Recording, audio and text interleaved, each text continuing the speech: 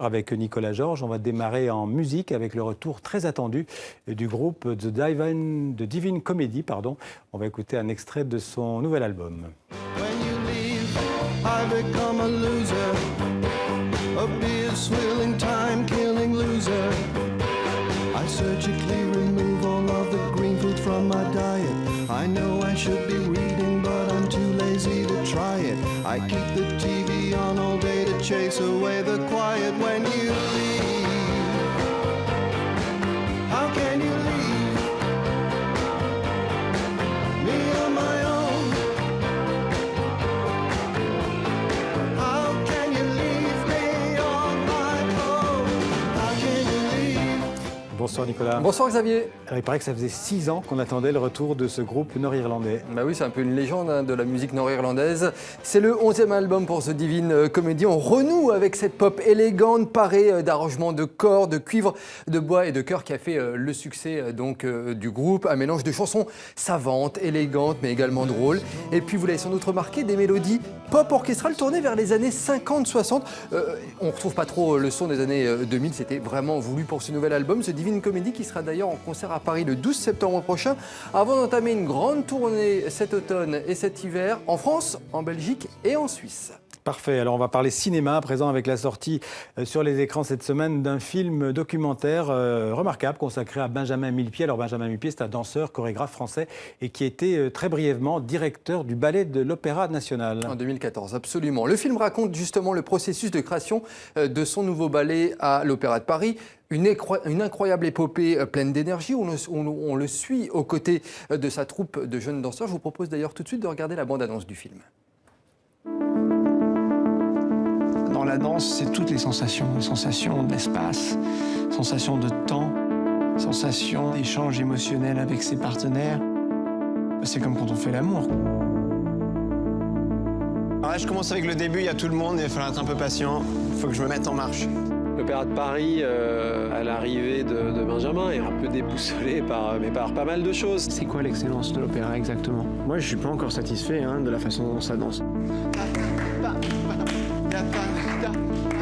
J'espère que les danseurs vont être réceptifs et ceux qui seront réceptifs sont ceux avec lesquels je vais travailler. Ouais. Twisting. Le truc, c'est que le ballet, il va être compliqué. Je vais finir, mais à la dernière minute, ça, c'est sûr. Parce que si Benjamin nous choisit, c'est pour qu'on se révèle, pour qu'on donne de nous. Il faut que j'arrive à faire 1 minute par jour. 1 minute par jour.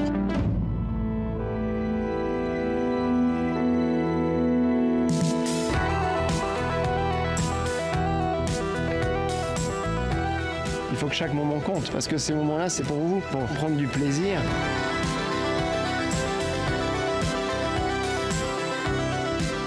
Il n'y a pas un danseur qui bouge comme l'autre dans le ballet. Ils ont tous des spécificités, tous.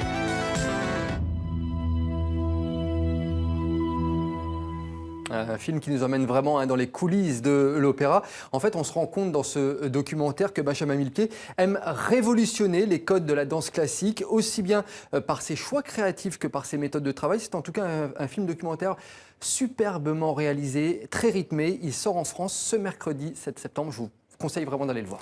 Alors on va faire un crochet par Perpignan pour le festival Visa pour l'image et on a appris que le Visa d'or a été décerné au photographe grec Haris Messinis pour son remarquable travail sur les migrants. C'est la plus haute distinction du festival. Haris Messinis, qui travaille pour l'agence France Presse, s'était rendu sur l'île de Lesbos en Grèce. Il avait suivi les arrivées des migrants durant de longues semaines.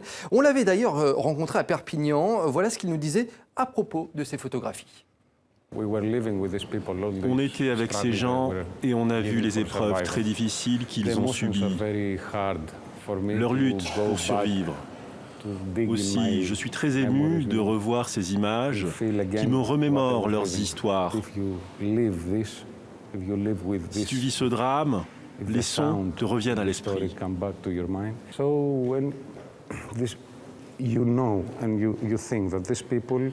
Quand tu réalises que ces gens fuient la guerre et finalement meurent dans un pays en paix, c'est extrêmement choquant.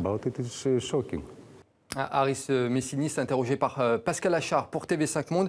Visa pour l'image, ça se poursuit pour le grand public jusqu'au 11 septembre. Et là, on va terminer avec peut-être un mystère levé autour de l'identité du célèbre graffeur Banksy. Enfin, j'ai envie de dire, mais bon, on est encore loin du processus final. On le rappelle, les œuvres de Banksy sont mondialement connues, mais on n'a jamais vu le visage du graffeur. Toujours beaucoup de rumeurs et de fantasmes autour de son identité.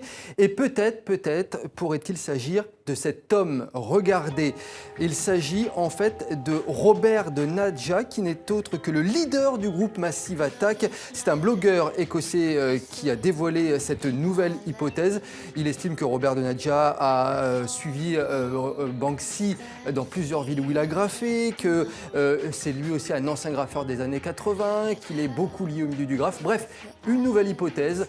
D'autres avancent que c'est absolument pas une piste plausible, qu'en fait Banksy c'est plusieurs personnes. Bref, c'est à suivre. En tout cas, ça passionne les internautes et les amateurs de graphe actuellement. Ça a quand même l'air d'être une bonne piste. Voilà, merci Nicolas, à bientôt.